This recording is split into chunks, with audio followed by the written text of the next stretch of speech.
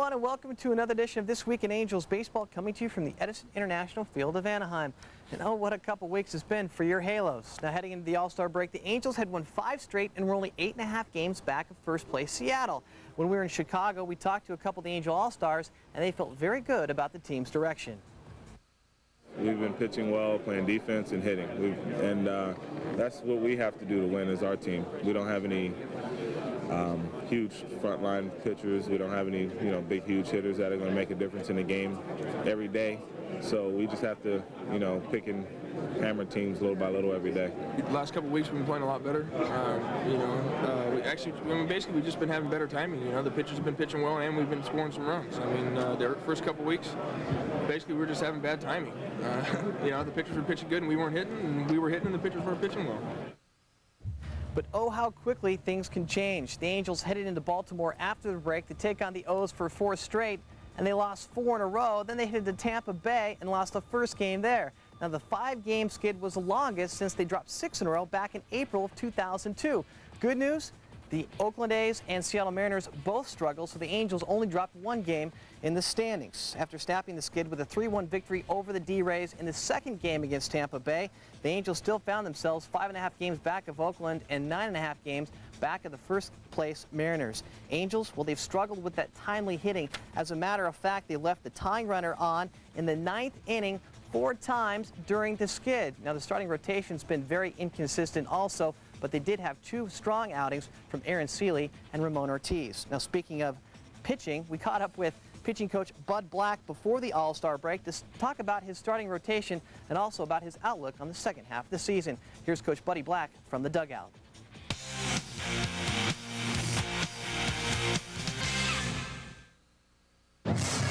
First of all, Aaron Seeley, the 5-inning limit that you guys have put on him, why has that worked so well for him? Well, I think, first of all, it's shortened his focus. He knows going in what's expected of him. I think when he comes to the park and goes to the bullpen to warm up, he knows that he's expected to get 15 outs. Turn the ball loose, pitch aggressive, and we think that overall it's been a good thing for him.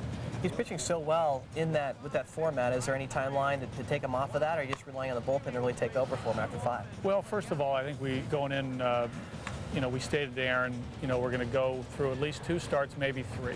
So we'll see what happens tomorrow night.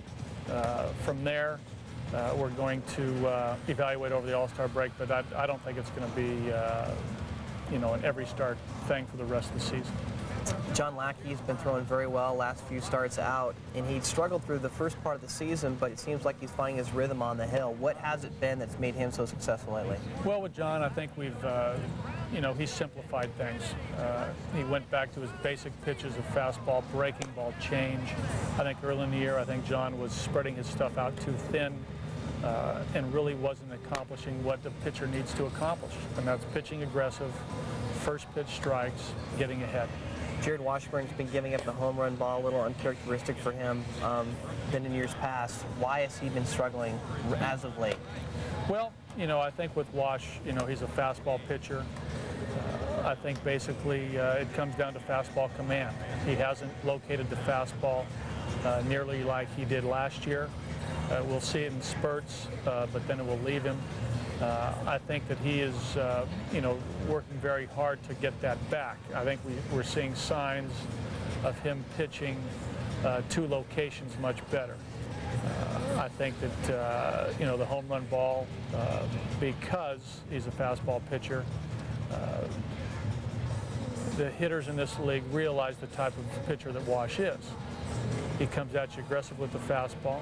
I think maybe this year the league has made maybe a little bit of a quicker adjustment to Wash's game than he's made back to them. What type of adjustment does he have to make? Well, he's got to change speeds a little bit more. He's got to keep the ball down in certain counts, but yet, he's got to have that instinctive feel of when to throw the ball up in the strike zone, when to throw it in, when to throw it away, when to take something off the ball, when to mix in his breaking ball. I think the last few starts we've seen that. I think there was a period there where his arm felt so good and the fastball life was there that I think that, you know, he sort of went predominantly with the fastball, and I think some teams sort of caught on to that. Ramon Ortiz, for the most part, has been one of the most consistent starters for you. He had a rough outing his last time out, but he's pitched very well this season. Do you see him continuing that after the All-Star break? Yeah, I mean, you know, the thing about Ramon is that he gives, you know, pretty consistent quality outings every time out. He maintains his stuff over, you know, 100, 110 pitches. He has that knack to make a pitch in a critical situation. You know, his stuff is, you know, right now is as best as it's been in 4 years here. He's throwing the ball with nice velocity. His breaking ball is sharp, mixing his changeup. And when you do that, you know, on a good ball club, you're going to get wins, and that's what we're seeing out of Ramon. And finally, Kevin Napier, he's throwing consistent starts together as well, and that's got to show good signs for you guys as well. Yeah, the last month he's pitched better. He had a rough in his last outing against Texas, but before that he'd strung together some good outings. And Ape's a winning pitcher. You look at his track record. You watch him work on the mound. You know, he has that feel of a ball game.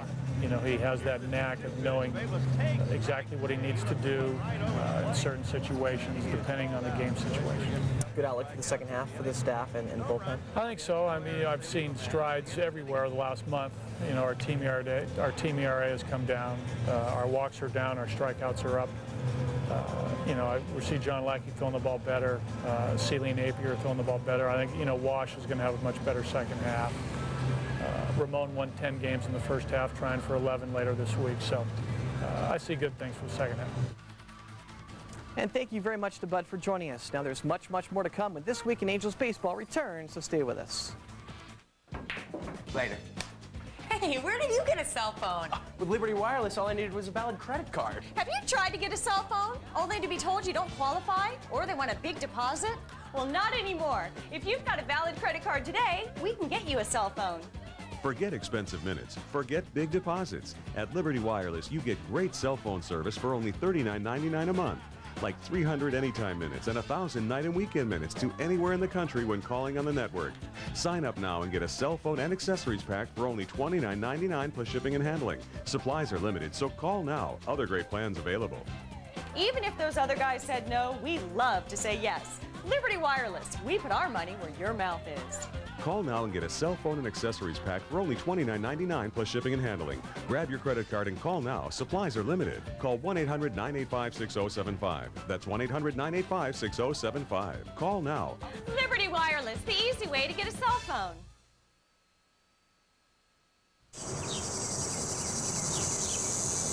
This heat is too much. And welcome back to the program.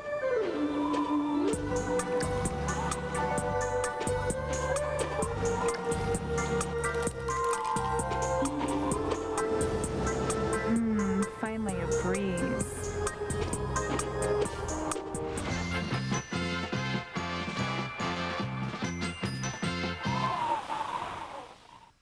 I'm Jared Washburn. You're watching This Week in Angels Baseball.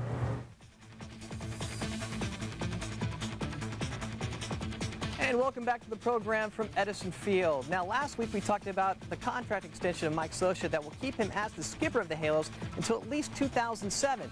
During our visit to Chicago, we caught up with former Angels catcher and current Cincinnati Reds manager Bob Boone to get his thoughts on how Mike Scioscia's been doing so far. I think Mike's done a terrific job. You know, what he did last year was phenomenal. And you know, the toughest job, all of us can run the game and do the X's and O's and bring in this guy and bunt here and hit run. But the most important aspect is getting the most out of your players. And Mike's done a terrific job of doing that. And the manager is the guy, the focal point of that kind of somehow gets them all together. And that's what he's done extremely well. Good. Better than any of us other guys. Now, Mike Scioscia's team has been cold as of late, but there could be a very good reason for that, because July is National Ice Cream Month. Yes, in order to help celebrate the cold, cold month of July, Cold Stone Creamery stores in LA, Orange County, and the Inland Empire hosted the world's largest ice cream social as part of a nationwide fundraiser to help benefit the Make-A-Wish Foundation. The Angels did their part to help support the event. Former Angel greats Dave Frost and Clyde Wright made appearances at 2 different locations. Frost was at the Tustin store while Wright made an appearance in Orange. Both had no problem helping dish out the ice cream. I always have a good time. It doesn't matter where I go. But when I get to play around with mixing ice cream and Oreo cookies and M&M, I just slap it on the table. I want to mix it with my fingers, but, you know, then the people might get mad at me. It's a lot easier with your fingers instead of those 2 big spoons. Clyde is doing very well. He's having a lot of fun with the celebrity mixing at Cold Stone here. They like to sing a lot of songs, and I think Clyde fits in very well with this group. Ice cream's good, very good. The Angels Strike Force also made appearances at 4 different locations to help support the event. Now, yes, the Angels have been cold, but there have been a few players that have been heating it up. Here's the latest edition of Hot Halos. The All-Star MVP and Home Run Derby champ has continued to swing a hot bat since returning from the break. Entering Wednesday's game against the Rangers, Anderson was batting .354 with 15 doubles, 16 home runs, and 43 RBI since June 13th. On the season, Anderson's hitting .322 with 23 home runs, 85 RBIs, and leads the AL in doubles with 35. And oh, by the way, as of June 24th, GA is also riding a 15-game hitting streak. Benji Molina has also stayed hot at the plate. In the last 23 games, the catcher's hitting .304 with 9 doubles, 4 home runs, and 15 RBI. After a slow start, Scott Spiezio has continued to boost his average. Overall, Spiez is hitting .267, but in the last 57 games, the switch hitter has a .316 average with 14 doubles, 3 triples, 8 home runs, 26 RBI, and at one point had hit safely in 11 straight games. We'll take a trip down to the minors next when This Week in Angels baseball returns. Own a timeshare? Sell it for cash. Own a campground membership? Sell it for cash. In the last 6 months, over $1 billion in vacation timeshares have been sold industry-wide. Now's the perfect time to buy, sell, or rent your property for cash. Call right now for your free information kit to buy, sell, or rent your timeshare or campground membership for cash. Plus, be one of the next 200 callers, and we'll include 10 secrets to buy or sell your timeshare by Century 21 Vacation Properties. It's only available from this special TV offer. Don't wait until you have to pay another maintenance fee or tax bill. Call now and turn your timeshare into cash. Be one of the next 200 callers for your free information kit, and we'll include 10 secrets to buy or sell your timeshare by Century 21 Vacation Properties. Buy, sell, or rent your timeshare for cash. Call now. Don't wait to pay another maintenance fee or tax bill. It's a free call, so call now. Call 800-218-7869. That's 800-218-7869 for this limited time exclusive TV offer.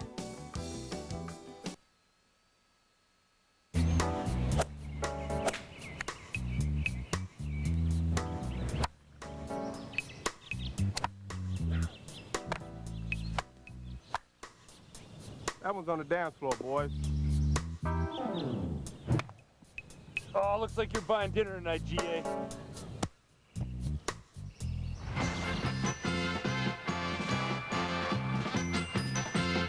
What is that?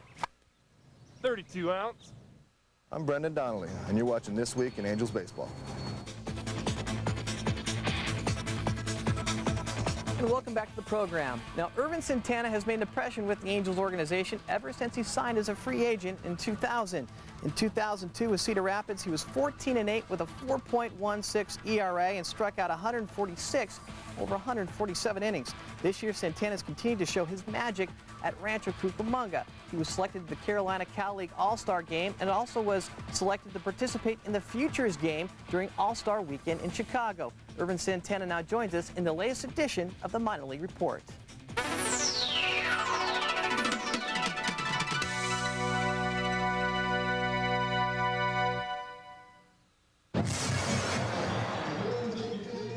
When Quakes pitching coach Zeke Zimmerman first met Ervin Santana shortly after he was signed as a free agent in 2000 out of the Dominican Republic, there was a good indication he had something pretty special on his hands. When he was in the Arizona League, He led the league in strikeouts and walks. Then he came to Provo. That was my first experience with him when I was in Provo. He was still a young kid trying to overthrow and so forth. 2.5 years later, you could say that the 6'2", 150-pound right-hander has gotten things under control. Through 124-plus innings with the Quakes in 2003, Santana is 10-2 with a 2.53 ERA, striking out 130 and walking only 36. He's really gotten control of his emotions. Right now I feel good. He knows himself pretty well. He knows his mechanics, he knows his adjustments. Right here, you know, he working with me and stay back a little bit and finish in front. And he's really been very poised and under control. I try to do a strike out with anybody.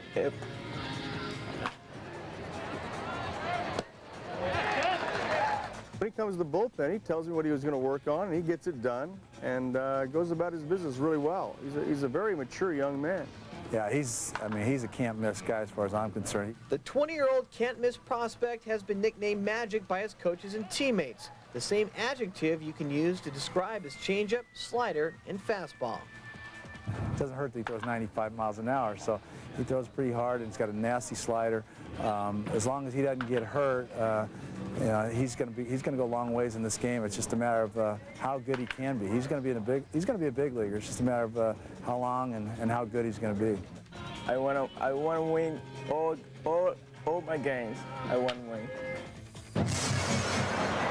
Okay, let's take a trip around the minor league, starting at AAA Salt Lake. On the 20th, Matt Hensley, the right-hander, picked up the win, improved to 6-9, giving up 1 run on 3 hits, striking out 5 over 8 innings. Julio Ramirez hit a 2-run homer in that game. On the 21st, Alfredo Amezaga continued his hot hitting, 3 hits and an RBI, increasing his average to 350. And Chris Buchek picked up his 5th win of the year. He's now 5-7. Gave up 1 run on 7 hits, striking out 4 over 7 innings. Now moving on to AA Arkansas. On the 21st, Junior Zamora had a double home run and 2 RBIs. Irvin Santana, we talked about him earlier. He moved up from Rancho Cucamonga to Arkansas, made his debut on the 21st. He did pick up the no decision, though, but pitched strong, giving up 3 runs on 5 hits over 5 innings, striking out 4. On the 22nd, Brian Speck hit a 3-run home run, and Scott Schneider picked up his 6th win of the year, giving up 2 runs on 2 hits over 5 innings. Now let's move to Rancho Cucamonga, where Dallas McPherson has been on fire. On the 20th, he was 4 for 4 with 2 doubles, a home run, and 2 RBIs. Jason Espedo on the 21st, 4 for 5, 2 doubles, and 3 RBIs, increasing his average to 276. Nick Gourneau had a grand slam and 5 RBIs. He now has 64 RBIs on the season. And on the 22nd, Dallas McPherson again, 2 hits, a home run, 2 RBIs, now hitting .319 on the year with 17 home runs and 54 RBIs. To Class A Cedar Rapids we go, and Rancel Malgarejo on the 20th had a double and 2 RBIs, and he continued his hot hitting on the 21st with 3 hits. On the 22nd, Makai Posey picked up the victory, giving up 4 hits, striking out 5 over 6 innings for the shutout.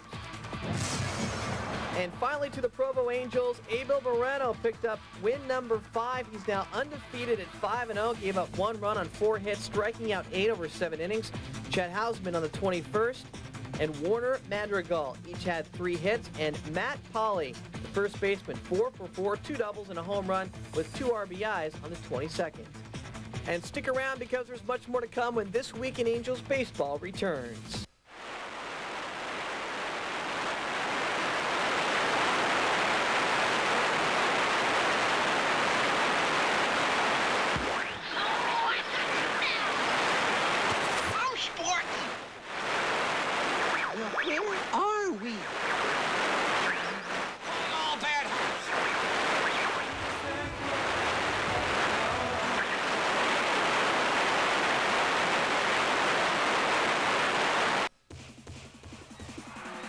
Get into the spirit. Get into the game. The #1 women's sport in America. Get into the fun, the excitement. The Spirit take on the Carolina Courage Sunday, August 3rd, 5 p.m. It's UT Youth and Family Day. 4 hot dogs, 4 sodas, plus 4 tickets equals $44. Save $24. Get into the Spirit, the San Diego Spirit.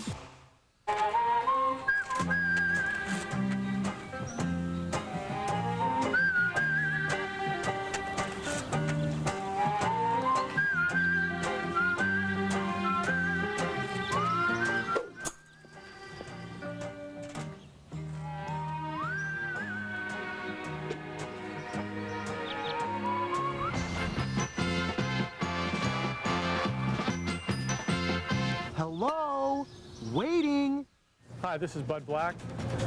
Please tune in to This Week in Angels Baseball.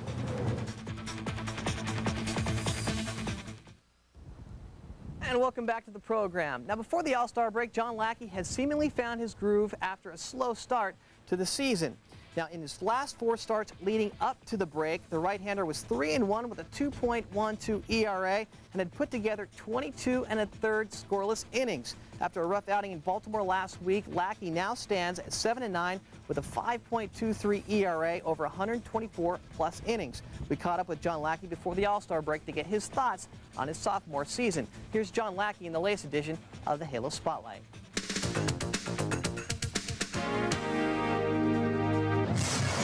What was it at the start of the season, do you think, the slow start? Just location in the strike zone. I was throwing strikes most of the time, but I just wasn't throwing quality strikes. So I was hitting the middle of the plate a little bit too much, and getting myself in trouble doing that. Is it tough for a pitcher in the starting rotation not to press when you have other guys that have been injured, other guys that maybe aren't as consistent as they were last year? No, not really. I mean, we've got some quality arms on this team. We know the guys are going to come around. Like, the guys that have been hurt are starting to come around, and then, the guys that struggled, like myself at the beginning of the year, are starting to come around. So hopefully we can just get, a consistent string put together here. What has Buddy Black's message been to you all year when you guys are in the pen or working out?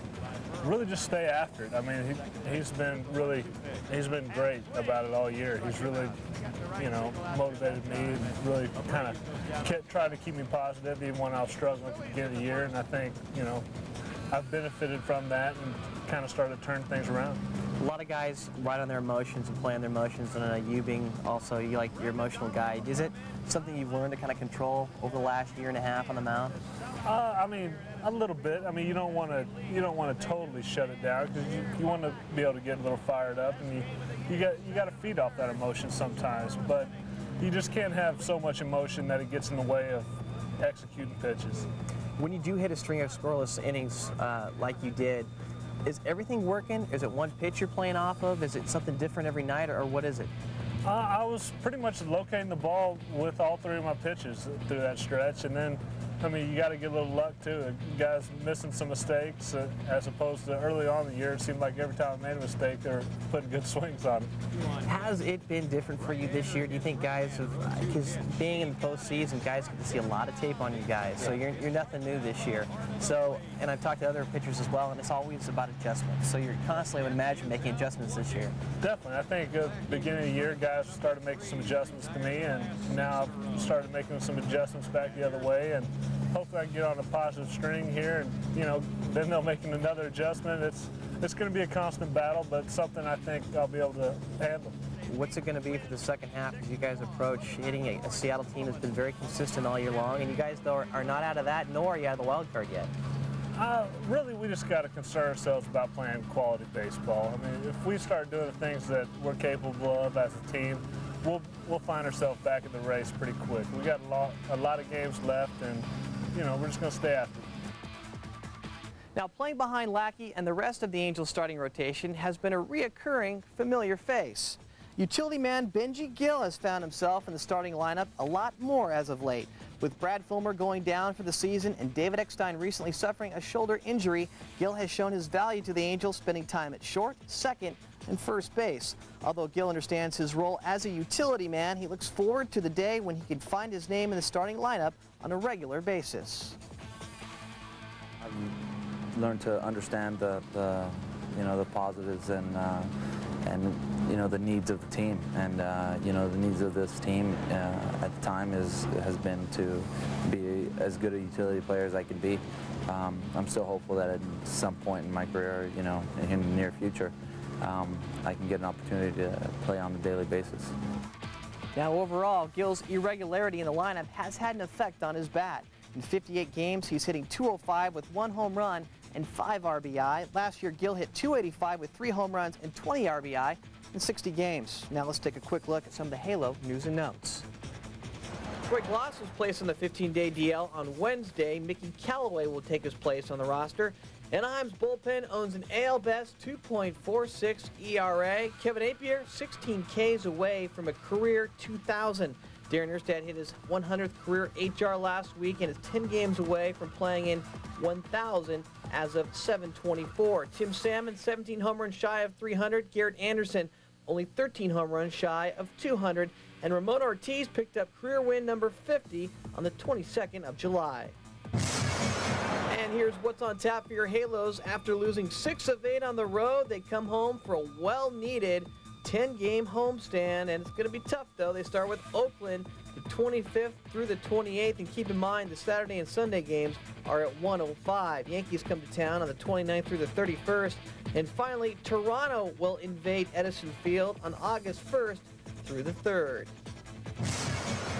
Now keep in mind when you come to the Big Ed, there's some new field gate opening times. If it's a 1:05 game like it is on Saturday and Sunday, 10:30 a.m. is when the parking lot opens to fans. At 11, home plate gate opens to fans. And at 11:30, all remaining gates open. If the game's at 7:05, 4:30 is when the parking lot opens. 5 o'clock is when you can get in the home plate gate. And 5:30 is when the remainder of the gates open to the fans. And that just about does it for tonight's program, but we're going to put some information on your screen if you need to get hold of the Angels or for us for any particular reason. I want to thank you for tuning in, and we'll see you next week right here on This Week in Angels Baseball. Good night, everyone, from Edison Field. I'm Angels all night.